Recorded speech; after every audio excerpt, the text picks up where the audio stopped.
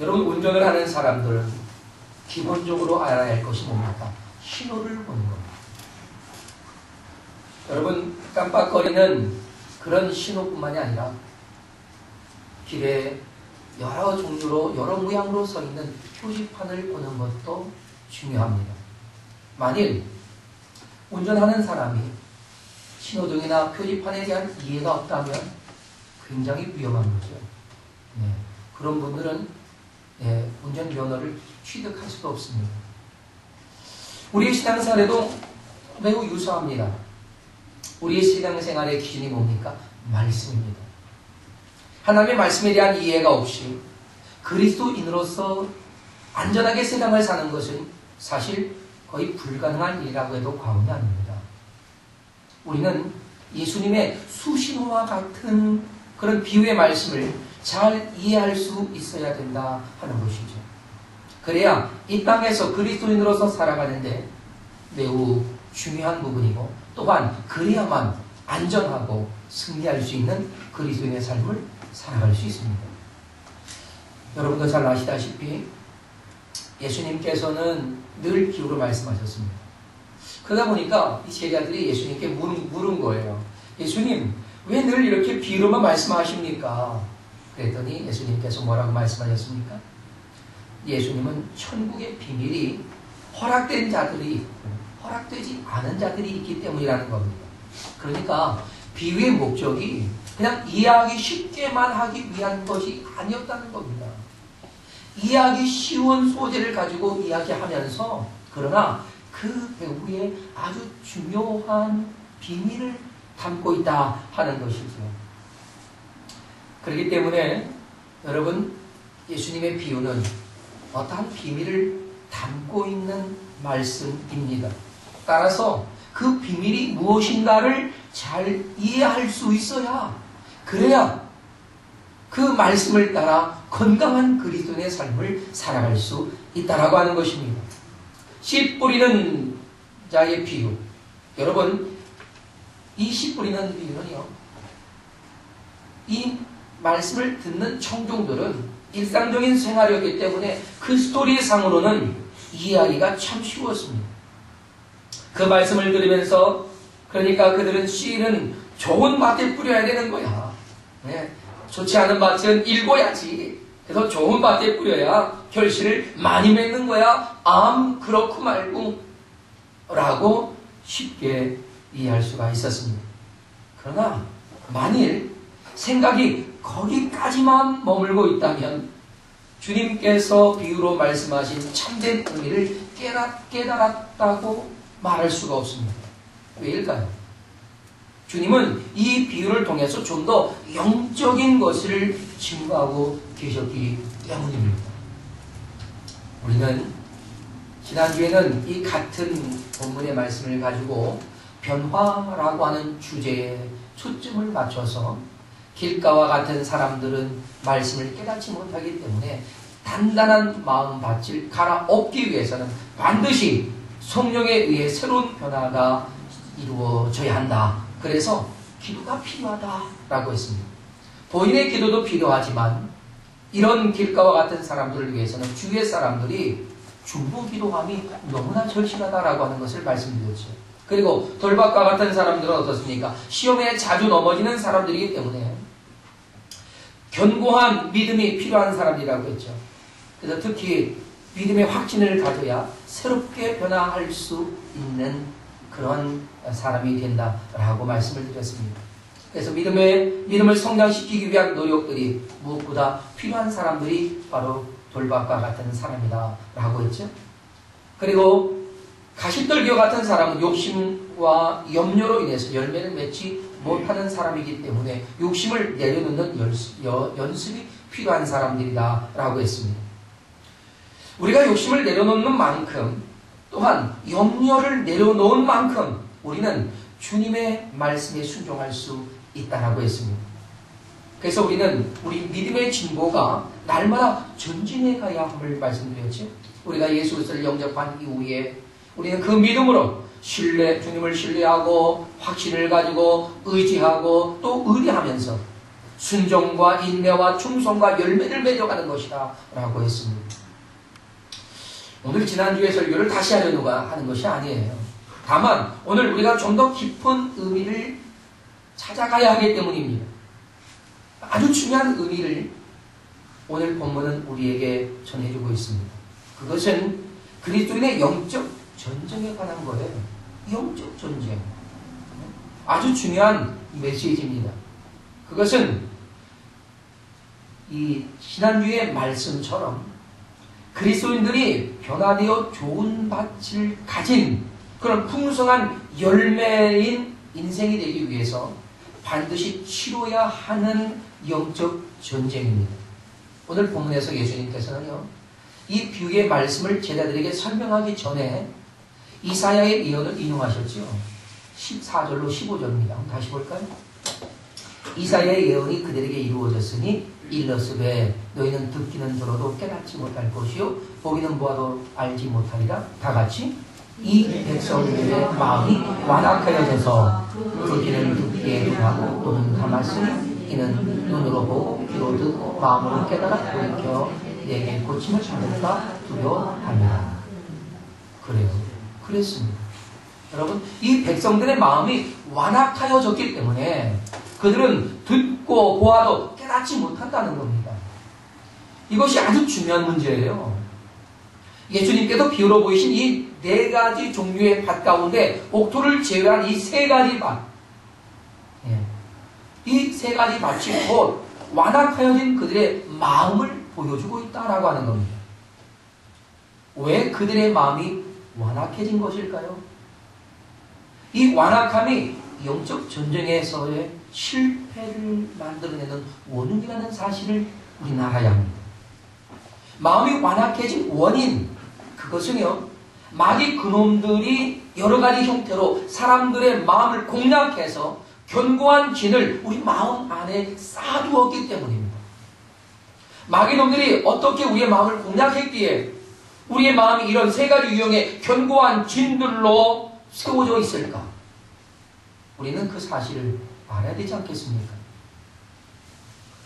우리는 오늘 이 견고한 진에 대해서 분석하고 그 실체를 깨달아서 허물어 내므로써 영적 전쟁에서 승리할 수 있게 되기를 주님의 이름으로 축원합니다. 그럼 먼저 우리의 길가와 같은 마음밭을 이루고 있는 이 길가의 견고한 진은 무엇일까 하는 겁니다. 여러분, 길가는 단단하고 강팍한 마음이라고 했습니다. 길가처럼 단단해진 이 밭은 처음부터 그런 단단한 길가가 아니었어요. 아주 부드러웠을 겁니다. 그야말로 옥토였을 겁니다. 그러나 너무나 많이 밟혀졌기 때문에 단단해진 거예요. 그렇다면 무엇이 그 마음을 이렇게 사정없이 밟아버린 것일까 하는 겁니다. 여러분, 세상의 과학 매우 중요합니다. 과학도 하나님의 은혜입니다. 그런데 과학 지상주의는 매우 위험한 겁니다. 또한 우리가 인생을 살면서 경험 중요합니다.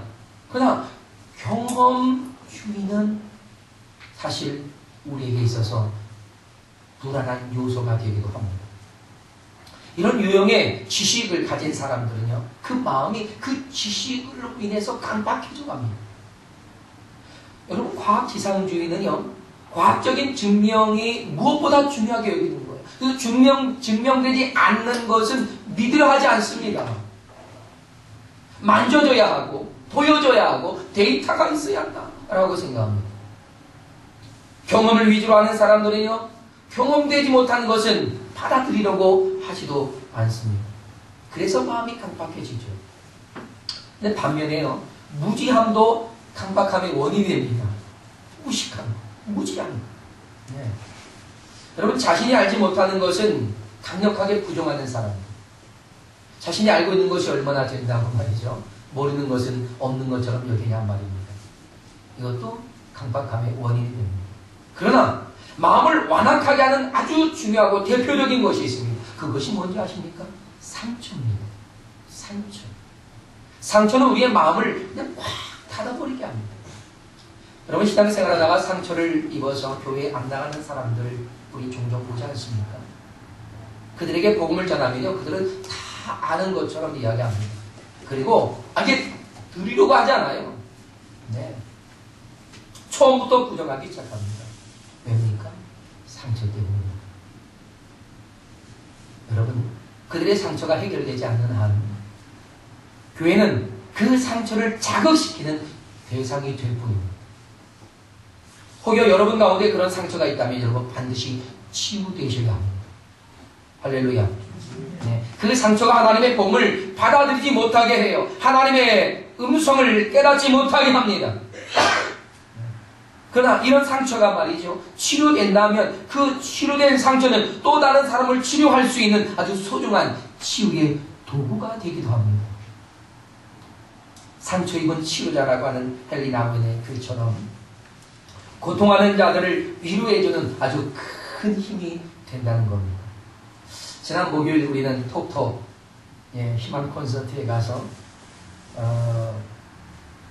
그 여러 가지 순서들을 봤습니다. 그런데 저는 희망 콘서트에서 토크보다도 가장 희망적인 메시지는 윤복기 권사님의 여러분이라고 하는 찬양에서 받았습니다. 여러분이라고 하는 이 대중가요로 발표됐지만 그건 찬양입니다. 여러분이 들으셔서 잘 압니다. 내가 만약 가고 시작하잖아요. 그죠? 전 잘 못하니까. 가사가 이랬어요. 내가 만약 괴로울 때면 내가 위로해 줄게. 내가 어두운 밤 험한 길 걸을 때 내가 너의 등불이 되리. 허전하고 쓸쓸할 때 내가 너의 덫이 되리라. 나는 너의 영원한 형제야. 여러분, 이 찬양을 들으면, 이 노래죠, 찬양을 들으면 제가 얼마나 위로가 되고 얼마나 눈물을 흘려야 될지 모릅니다. 사랑하는 여러분, 어떻습니까?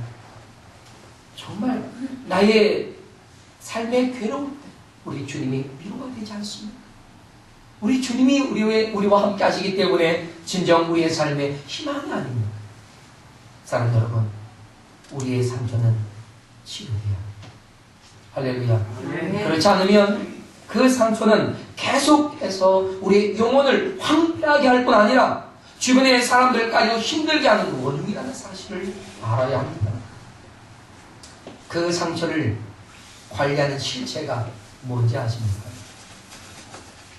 여러분, 마귀놈이에요. 우리의 상처는 마귀 그놈들의 골모처럼 잡혀 있습니다. 그래서 무슨 일만 생기면 이 마귀놈은 그 상처를 관리하다가 그냥 바늘로 콕콕 찔러댑니다. 얼마나 아파요. 그래서 그 상처로 인해 반응을 우리가 보이게 되는 거예요. 그 상처를 마귀 그놈이 관리하는 한 우리에게 치유의 역사는 일어나지 않습니다. 우리의 상처를 우리는 주님께 아주 적극적으로 내놓을 수 있어야 합니다. 할렐루야. 기도할 때마다 하나님 앞에 그 상처를 내놓고, 하나님, 이 상처를 치유해달라고, 성령이여 내게 오셔서 이 깊은 상처를 도려내달라고, 아니 아물 수 있도록 하나님의 성령께서 역사해달라고 기도해야 합니다. 여러분, 성령께서는요 이 상처를 친히 치유해 주실 줄로 믿습니다. 아멘. 네. 마귀의 세력을 향해서는 우린 그래서 명령하는 그런 일들을 우리 담대하게 해야 돼요. 흉악한 마귀는 그 결박을 풀고 떠나가라고 명령해야 합니다. 그리고 우리 자신에게도 선포해야 돼요. 어떻게 해요? 우리는 예수 그리스도의 십자가로 자유하다고 말이죠. 나는 내 모든 상처를 성령께 위임하고 맡겼다. 따라서 예수님의 이름으로 우리는 선포하면서 나아가야 합니다.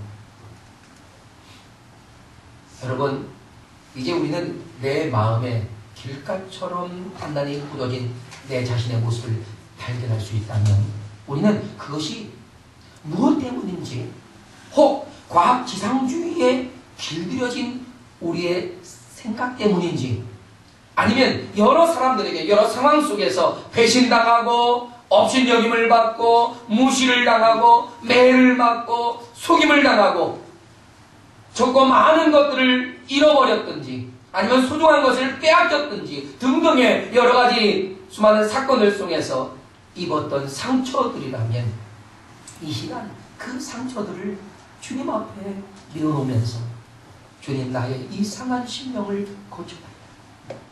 주님은 천천만만의 기름으로 주 앞에 제사하는 자마다 그 상한 심령을 가지고 나와서 주님 앞에 예배하는 자에게 기도를 기뻐하신다고 했습니다.